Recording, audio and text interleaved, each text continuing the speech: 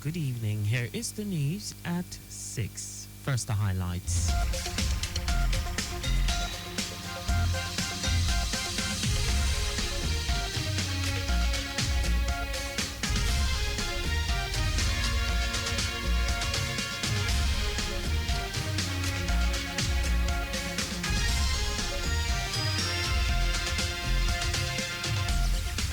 Governor Sanwo-Olu inaugurates 34 flats of 3 bedrooms for magistrates, senior legal officers. Federal government disburses over 2 billion naira to support micro, medium enterprises in Gombe State. On the foreign scene, Sierra Leone records new surge in Mpox infection, recording over 1,000 cases and 9 deaths. And in sports, Ogun State government restates commitment to host the best ever National Sports Festival in history. And now the details. I am Akan Usen.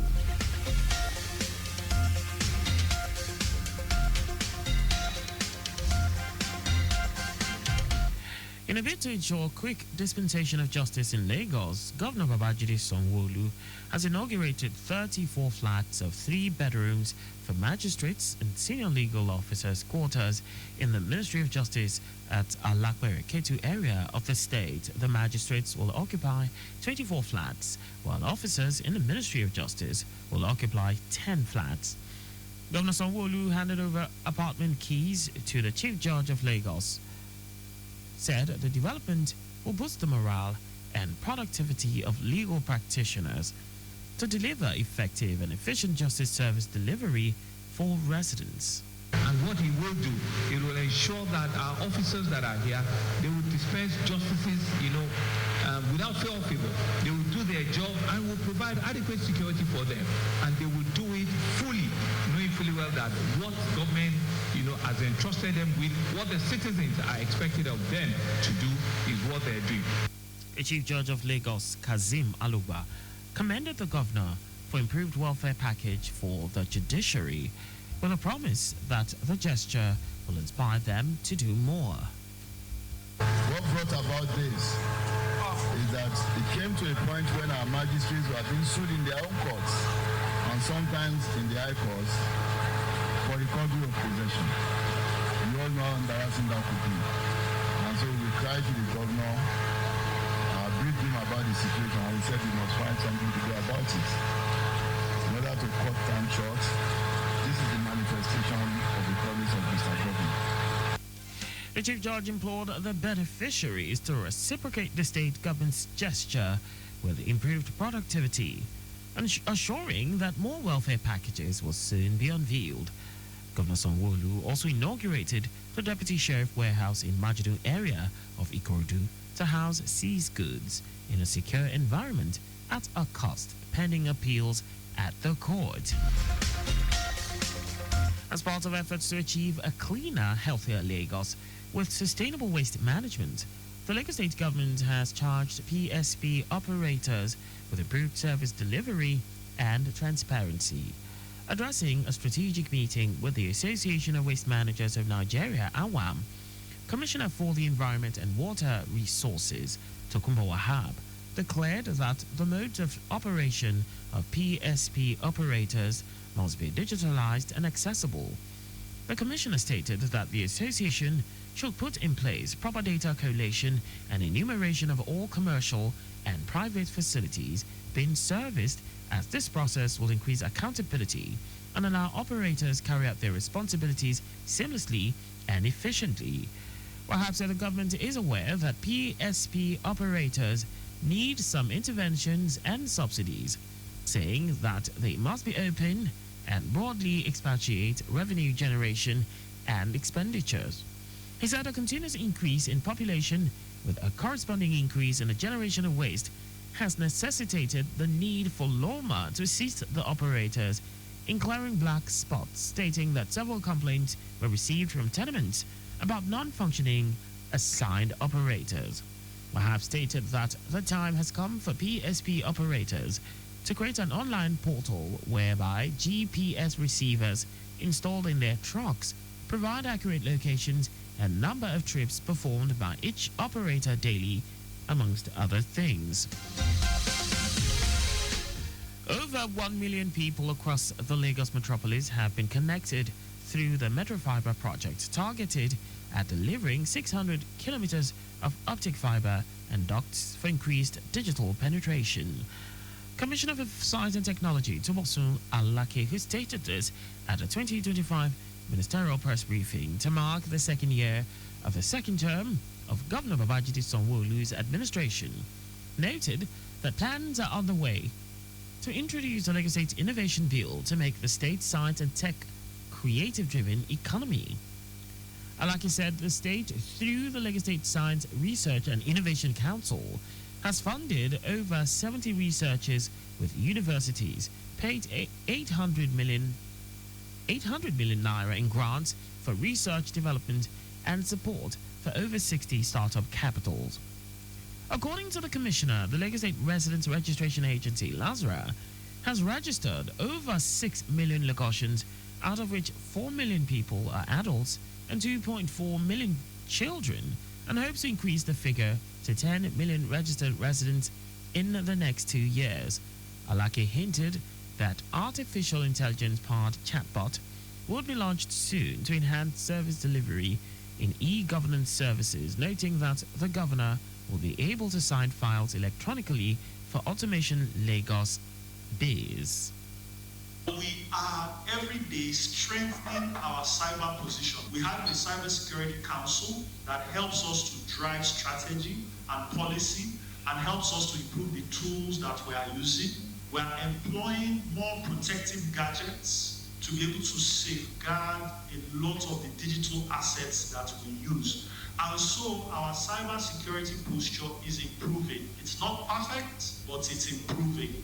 The Commissioner promised that 50,000 Lagosians aged between 18 and 35 will be trained in deep tech skills through the Digital Lit program as innovation to engage the youth to become tech problem solvers and take them off the street. Our correspondent Adiola Kinele reports that in the year under review, out of 211 ministries, departments and agencies in the state, 192 were evaluated and 232 applications workload captured in tech database. The Lagos State Office for Disability Affairs, LASODA, is intensifying its commitment to transparent and inclusive governance through a comprehensive sensitization on procurement processes and the inauguration of a dedicated planning committee. The General Manager of LASODA, Adenike Oyetunde Lawal, stated this when hosting the Procurement Process Review Committee, reaffirming the agency's unwavering commitment to full compliance with all procurement regulations. She emphasized that LASODA will exclusively engage contractors duly registered with the Lagos State government, guaranteeing adherence to legal frameworks. In response to a detailed presentation outlining the procurement process flowchart and the roles of key stakeholders, the Director General of the Lagos State Public Procurement Agency, Fatai Onofowote, lauded LASODA's proactive approach. He emphasized that the fundamental purpose of the procurement process is to secure optimal value for public expenditure and ensure that all projects and program transactions adhere to due process, thereby bolstering transparency, accountability, and cost effectiveness. Onofowote assured LASODA of the state government's full support in making its procurement processes disability inclusive. And now to the rest of the stories. The federal government, through the Bank of Industry, BOI, has disbursed 2.25 billion to support 16,696 micro, small and medium enterprises in Gombe State. Managing Director and Chief Executive Officer of BOI, Olashupo Lucy, confirmed this during a town hall meeting held in Gombe. The meeting aimed to sensitize the Gombe business community about the 200 billion federal government loan scheme for MSMEs and manufacturing enterprises. Lucy said the federal government, through BOI, had disbursed over 107 billion to nearly 900,000 beneficiaries across Nigeria's 6 geopolitical zones. He stated that the initiative aims to empower MSMEs and revitalize Nigeria's manufacturing sector as part of a broader economic growth strategy. Olusi said President Bola Tinubu envisions an economy where local industries thrive, meet global standards, and every enterprise is empowered to succeed. Nigeria Center for Disease Control and Prevention, NCDC, says the country has recorded over 1,000 suspected cases of cholera across 36 states and 98 local government areas. Director General of NCDC, Jide Idris, said this at the National Health Security Press Briefing in Abuja, saying the country also recorded 34 cholera-associated deaths, resulting in a case fatality rate of 2.6, which is above the target of less than 1%. According to him, cholera remains endemic in Nigeria, particularly in communities with limited access to clean water and sanitation, and it is a highly contagious infection caused by the bacterium Vibrio cholerae and can be fatal without prompt and adequate treatment. It is warned that as the country approaches the peak of the rainy season, a concerning trend in cholera transmission is emerging.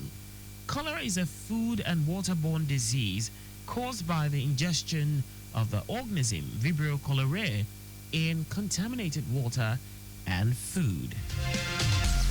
And now to foreign news. Sierra Leone has seen a new surge in Mpox infections, recording over 1,000 cases and 9 deaths since the start of the year.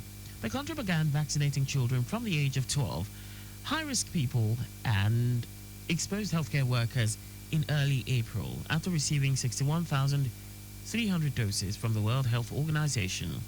It will be recalled that the West African country in January declared a public health emergency to combat Mpox.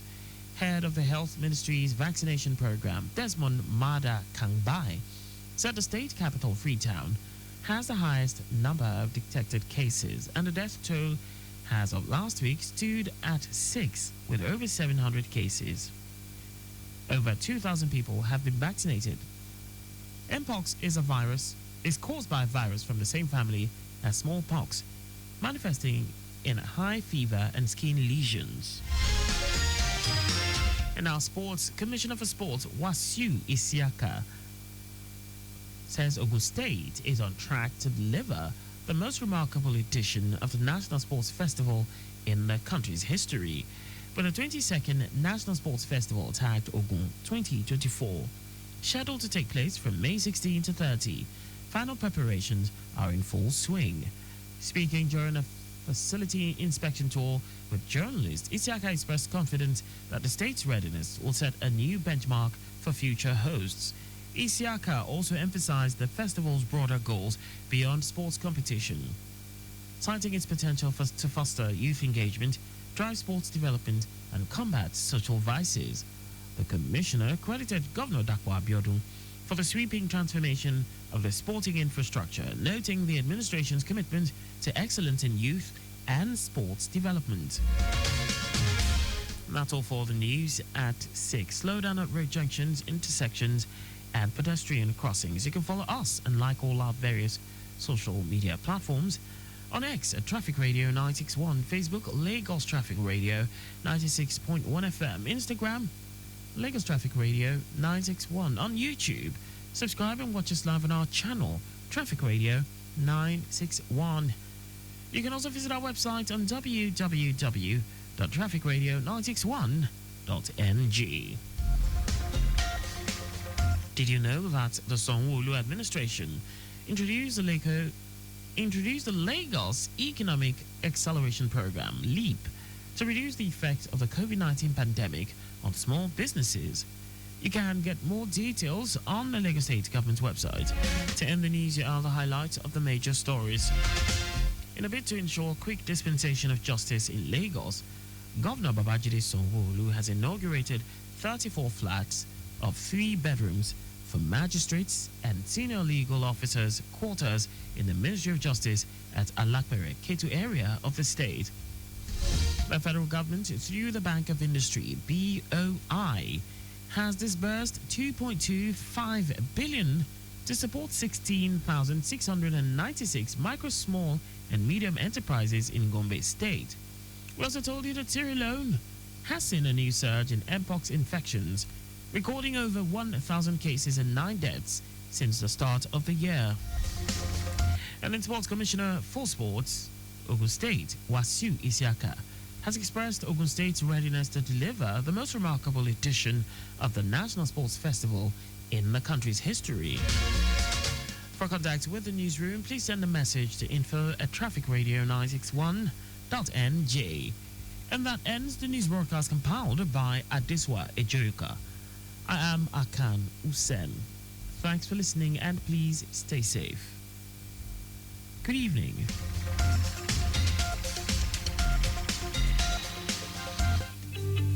Timeliness begins with the letter T. We strive to maintain time